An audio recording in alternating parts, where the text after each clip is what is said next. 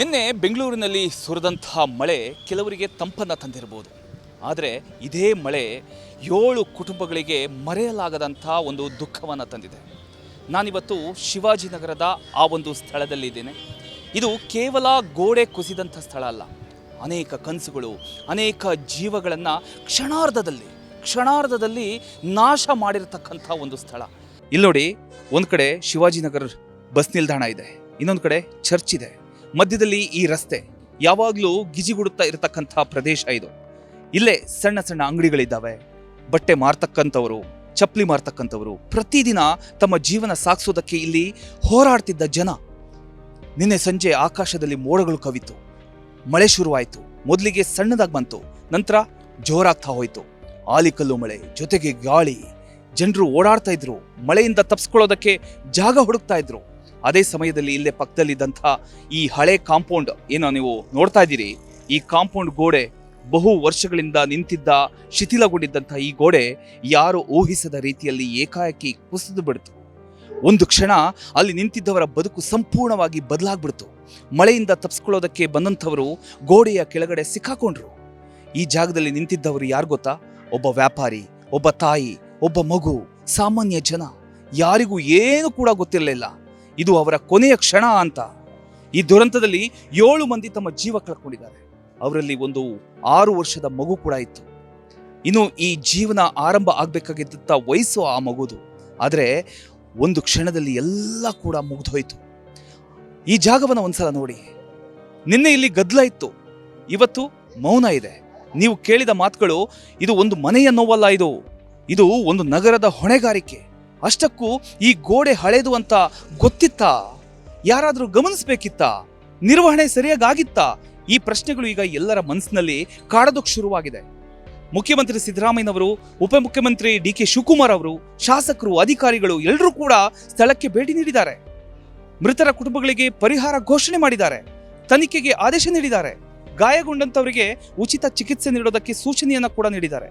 ಆದರೆ ಒಂದು ಪರಿಹಾರ, ಒಂದು ತನಿಖೆ ಇವು ಕಳೆದು ಹೋದಂಥ ಜೀವಗಳನ್ನ ವಾಪಸ್ ತರುತ್ತಾ?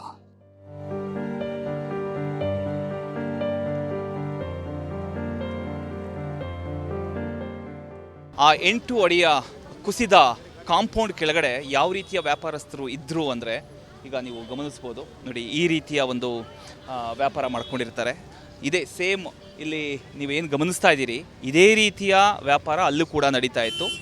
ಸಾಕಷ್ಟು ಜನ ಈ ರೀತಿಯ ಚಿಕ್ಕ ಚಿಕ್ಕ ಅಂಗಡಿಗಳನ್ನು ಇಟ್ಕೊಂಡು, ಚಪ್ಪಲಿಗಳಾಗಿರ್ಬೋದು ಅಥವಾ ಬಟ್ಟೆಗಳಾಗಿರ್ಬೋದು, ಎಲ್ಲವನ್ನ ಇಟ್ಕೊಂಡು ಮಾರ್ತಾ ಇರುವಂಥ ಸಂದರ್ಭದಲ್ಲಿ ಈ ರೀತಿಯ ಒಂದು ಘಟನೆ ನಡೆದಿರ್ತಕ್ಕಂಥದ್ದು ನೋಡಿ. ಇದು ಶಿವಾಜಿನಗರ ಪಕ್ಕದಲ್ಲಿ, ಅದೇ ಘಟನೆ ನಡೆದಂಥ ಸ್ಥಳದ ಪಕ್ಕದಲ್ಲಿ ಇರತಕ್ಕಂಥ ಅಂಗಡಿಗಳು. ಅವರನ್ನು ಕೂಡ ಮಾತನಾಡಿಸುವಂಥ ಒಂದು ಪ್ರಯತ್ನ ಪಡ್ತೇನೆ. ಎಸ್ ಸರ್, ನಮಸ್ತೆ. ನಮಸ್ಕಾರ ಸರ್. ತಮ್ಮ ಹೆಸರು ಸರ್? ಬಾಲಾಜಿ. ಎಷ್ಟು ವರ್ಷಗಳಿಂದ ಇಲ್ಲಿ? 43 ವರ್ಷದಿಂದ ಇದ್ದೀನಿ. 43 ಇಯರ್ಸಿಂದ. 43 ಇಯರ್ಸ್.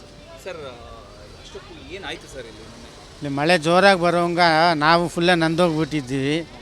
ಇರೋಕ್ಕಾಗಲಿಲ್ಲ. ಅದರಿಂದ ನಾವು ಹೋಟ್ಲು ಒಳಗೆ ಹೋಗ್ಬಿಟ್ಟಿದ್ವಿ. ತಾರ್ಪಾಲೆಲ್ಲ ಮುಚ್ಕೊಂಡ್ಬಿಟ್ಟಿತ್ತು. ಅದು ಸರಿಯಾಗಿ ಗಮನಿಸಲಿಲ್ಲ ಅದನ್ನು. ಆಮೇಲೆ ಆಚೆ ಬಂದು 7:15 ಬಂದು ನೋಡೋಂಗ ಎಲ್ಲ ಕೂಗಾಡ್ತಾಯಿದ್ರು. ಗೋಡೆ ಬಿದ್ದೋಯ್ತು, ಅವರು ಇವರು ಏಟು ಆಯಿತು, ಆಸ್ಪತ್ರೆಗೆ ಕರ್ಕೊಂಡು ಹೋದ್ರು. ಅಷ್ಟೇ ನೋಡಿದ್ದು. ಮತ್ತೆ ನಾವು ಮನೆಗೆ ಹೋಗ್ಬಿಟ್ಟಿದ್ದೇವೆ. ಎಲ್ಲ ವ್ಯಾಪಾರ ಇರ್ತದೆ. ಬಟ್ಟೆ ಅಂಗಡಿ ಇದೆ, ಬೇರೆ ಪ್ಲಾಸ್ಟಿಕ್ ಸಾಮಾನುಗಳಿದೆ, ಬೇರೆ ಸಿಲ್ಪರ್ ಅಂಗಡಿ ಇದೆ, ಬರೀ ಎಲ್ಲ ಐಟಮ್ಸ್ ಇರುತ್ತೆ. ಆ ಲೈನೆಲ್ಲ ಅದೇ ವ್ಯಾಪಾರ ಇರ್ತದೆ. ಒಳ್ಳೆಯದೇ. ಅದು ಕಾಂಪೌಂಡು ಗಟ್ಟಿಯಾಗಿ ಚೆನ್ನಾಗೇ ಇತ್ತು. ಮಳೆಗೆ ಜೋರ ಬಂದು ಫಾಸ್ಟಲ್ಲಿ ಇದು ಆಗಿದೆ. ಅದು ಏನು ಸರಿಯಾಗಿ ಅದ್ರ ಬಗ್ಗೆ ಸರಿಯಾಗಿ ಗೊತ್ತಿಲ್ಲ ನನಗೆ. ಕಾಂಪೌಂಡು ಚೆನ್ನಾಗಿತ್ತು ಫುಲ್. ಆಮೇಲೆ ಆಚೆ ಬಂದು ನೋಡೋಂಗ ಫುಲ್ ಪಬ್ಲಿಕ್ ಇತ್ತು. ನಾವು ಹಂಗೆ ಮನೆಗೆ ಹೋಗ್ಬಿಟ್ಟು ಫುಲ್ ನಂದೋಗಿತ್ತೆ ನಾನು. ಆಮೇಲೆ ಅಲ್ಲಾಡ್ಸಂಗಿಲ್ಲ, ಅದಕ್ಕೋಸ್ಕರ ಮನೆಗೆ ಹೋಗ್ಬಿಟ್ಟು ನಾನು. ಇನ್ನು ಈ ಘಟನೆ ಬಗ್ಗೆ ನವ ಕರ್ನಾಟಕ ರಾಜ್ಯ ಬೀದಿ ಬದಿ ವ್ಯಾಪಾರಿಗಳ ಸಂಘದ ರಾಜ್ಯಾಧ್ಯಕ್ಷರಾದಂಥ ಕೇಶವಮೂರ್ತಿ ಅವರು ನಮ್ಮ ಜೊತೆಗಿದ್ದಾರೆ. ಅವರನ್ನು ಈ ಘಟನೆ ಕುರಿತು ಒಂದಿಷ್ಟು ಮಾತನಾಡಿಸ್ಕೊಂಡು ಹೋಗೋಣ. ಸರ್, ನಮಸ್ತೆ. ಸರ್, ಏನಾಯಿತು ಸರ್ ಇಲ್ಲಿ ನಿನ್ನೆ? ಸರ್, ನಿನ್ನೆ ಮಳೆ ಬಂದಿದ್ದ ಅವಂತರ ಕಾರಣಕ್ಕಾಗಿ ಈ ಥರ ಬೀದಿ ವ್ಯಾಪಾರಿಗಳಿಗೆ 9 ಜನಕ್ಕೆ ಗಾಯ ಆಗಿದೆ, 7 ಜನ ತೀರ್ಕೊಂಡಿದ್ದಾರೆ. ಪಾಪ ಅವರು ಇಲ್ಲೇ ವ್ಯಾಪಾರ ಮಾಡಿಕೊಂಡು ಸ್ಥಿರ ಯಾವಾಗಲೂ ಇಲ್ಲೇ ಇರ್ತಾರೆ. ತಾರ್ಪಾಲ್ ಕಟ್ಕೊಂಡು ಇಲ್ಲೇ ವ್ಯಾಪಾರ 30-40 ವರ್ಷದಿಂದ ಇಲ್ಲೇ ಶಿವಾಜಿನಗರದಲ್ಲಿ. ಮೊನ್ನೆ ಕೂಡ ನಾವು ಬಂದು ಇದೇ ಜಾಗದಲ್ಲಿ BBMPಯಿಂದ ಲೈಸೆನ್ಸ್ ಕೂಡ ಕೊಟ್ಟಿದ್ರು, GP ಅವರು ಲೈಸೆನ್ಸ್ ಕೂಡ ಕೊಟ್ಟಿದ್ರು. ಅದನ್ನು ಸಹ ಕೊಟ್ಟು ಹೋಗಿದ್ವಿ ಇದೇ ಸ್ಪಾಟಲ್ಲಿ. ಎಲ್ಲರಿಗೂ ಬೀದಿ ವ್ಯಾಪಾರಿಗಳಿಗೆ ಲೈಸೆನ್ಸ್ ಕೊಡುವಂಥ ಕೆಲಸ ಕೂಡ ನಾವು ಮಾಡಿದ್ವಿ ಇಲ್ಲಿ. ಹೋದ ತಿಂಗಳೇ ಕೊಟ್ಟು ಹೋಗಿದ್ದೀವಿ. ಈಗ ನೆನ್ನೆ ಮಳೆ ಬಂದು ನೀರು ಜಾಸ್ತಿ ಬಂದು ಮೇಲೆ ಗುಡ್ಡೆ ಕುಸಿದು ಇವತ್ತು ಈ ಅನಾಹುತ ಆಗಿದೆ. ಇದಕ್ಕೆ ತುಂಬ ಕಷ್ಟವಾದ ಪಾಪ ಬೀದಿ ವ್ಯಾಪಾರಿಗಳು, ಬೀದಿಯಲ್ಲಿ ವ್ಯಾಪಾರ ಮಾಡ್ಕೊಂಡಿರೋರಿಗೆ ಈ ಕಷ್ಟ ಬಂದಿದೆ. ಮುಂದೆ ದಿನಗಳಲ್ಲಿ ಬೀದಿ ವ್ಯಾಪಾರಿಗಳು ಯಾವ ಥರ ಮಾಡಬೇಕಂತ ಗೊತ್ತಿಲ್ಲ. ಈಗ ಸರ್ಕಾರ ಪಾಪ ಅವ್ರಿಗೆ ಘೋಷಣೆ ಮಾಡಿದೆ 5 ಲಕ್ಷ, ಅದು ಸಾಕಾಗಲ್ಲ. ದಯವಿಟ್ಟು ಅದನ್ನು 10 ಲಕ್ಷ 15 ಲಕ್ಷನ ಕೊಡಿ ಅಂತ ಈ ಸಂದರ್ಭ ನಾವು ಕೇಳಕ್ಕೆ ಬಯಸ್ತೀವಿ. ಬೀದಿ ವ್ಯಾಪಾರಿಗಳಿಗೆ 5 ಲಕ್ಷ, ಅವ್ರ ಫ್ಯಾಮ್ಲಿಗೆ, ಮಕ್ಕಳಿಗೆ, ಫ್ಯಾಮ್ಲಿಗೆ ಏನು ಬರುತ್ತೆ 5 ಲಕ್ಷಕ್ಕೆ? ಏನೂ ಸಹ ಬರೋಲ್ಲ. PM ಸೋನಿ ಅಡಿಯಲ್ಲಿ ಪಾಪ ರಾತ್ರಿ ಯಾರು ಹೇಳಿದ್ರು, TV ನ್ಯೂಸಲ್ಲಿ ನಾನು ನೋಡಿದೆ.